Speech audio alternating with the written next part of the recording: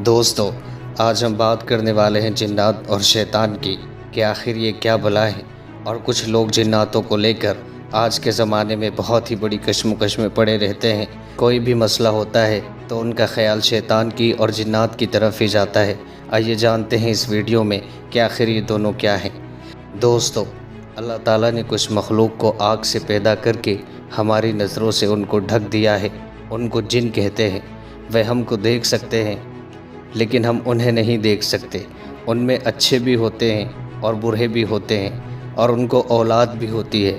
ان سب میں سب سے زیادہ مشہور اور شریر جو ہے وہ شیطان ہے۔ اس کی بات یہ ہے کہ اس نے 8 لاکھ برس اللہ تعالیٰ کی عبادت کی، اور آسمان میں زمین میں ایک بالش بھر کوئی ایسی جگہ نہیں چھوڑی کہ جہاں اس نے سجدہ نہ کیا ہو۔ اس قدر عبادت کی وجہ سے اس کا نام فرشتوں میں عزازیل مشہور ہو گیا تھا۔ جب اللہ تعالیٰ نے حضرت آدم علیہ السلام کو پیدا کیا تو فرشتوں اور شیطان کو حکم دیا کہ آدم کو سجدہ کرے۔ سب فرشتوں نے سجدہ کیا اور شیطان نے بڑائی اور غرور کی وجہ سے سجدہ نہ کیا۔ اللہ تعالیٰ نے فرمایا کہ اے ابلیس، تو ہمارے حکم سے آدم کو سجدہ نہ کیا۔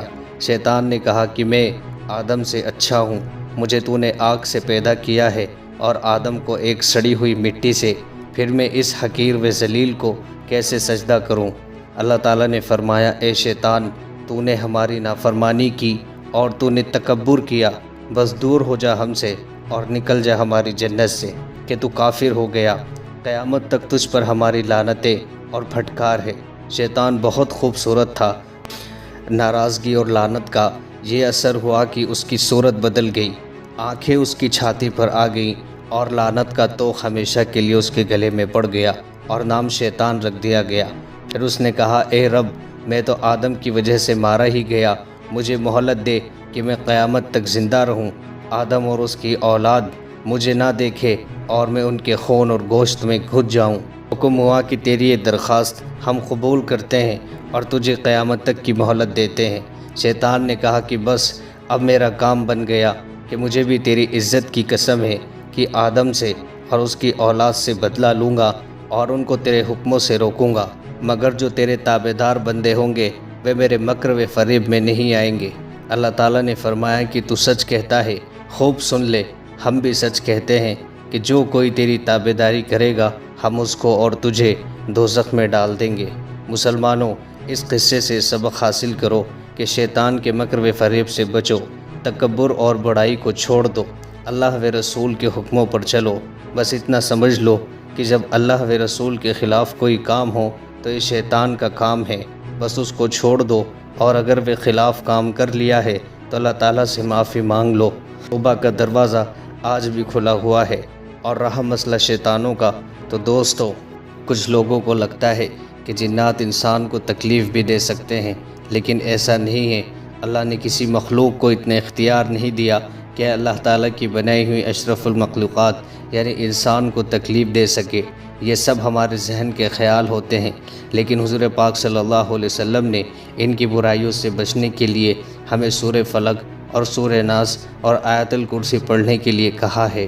اور دوستو، جہاں پر دنیا میں انسان آباد ہے وہیں پر جنات بھی آباد ہیں۔ یہ کبھی رہنما بن کے ہمارے سامنے آتے ہیں تو کبھی دشمن کی فوج بن کر آتے ہیں، کبھی کتا اور بلی کی شکل میں آتے ہیں تو کبھی گھوڑوں کی شکل میں یہ ہمارے سامنے آتے ہیں۔ غرض یہ ہے کہ وہ ہمیں دیکھ سکتے ہیں لیکن ہم انہیں نہیں دیکھ سکتے۔ جناتوں کی آپس میں شادی بھی ہوتی ہے اور ان کے اولاد بھی ہوتی ہے۔ جناتوں میں اچھے عامل عابد بھی ہوتے ہیں اور متقی پرہیزگار بھی ہوتے ہیں، اور لوگوں کو بھٹکانے والے اور تکلیف دینے والے اور راستہ بھٹکانے والے بھی ہوتے ہیں۔ ان کی کتابوں کے اندر 3 قسمیں ذکر کی گئی ہیں کہ ایک جنات جو اڑنے والے ہوتے ہیں، اور ایک جنات جو بچوں کو پریشان کرتے ہیں، اور ایک جنات جو انسانوں کے گھروں میں رہتے ہیں، کبھی اچھے ہوتے ہیں کبھی برے ہوتے ہیں۔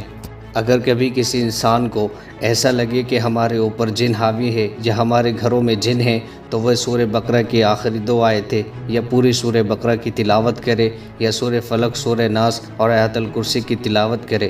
آپ الاسلام نے فرمایا کہ جس گھر میں قرآن پاک کی تلاوت ہوتی ہے وہاں سے شیاطین اور جنات بھاگ جاتے ہیں اور فرشتے ان کے گھروں میں آ جاتے ہیں۔ بس اسی طرح اپنی حفاظت کریں۔ امید ہے کہ یہ ویڈیو آپ کو پسند آیا ہوگا۔ ایسی اور اسلامک ویڈیوز کے لیے چینل کو سبسکرائب ضرور کرنا۔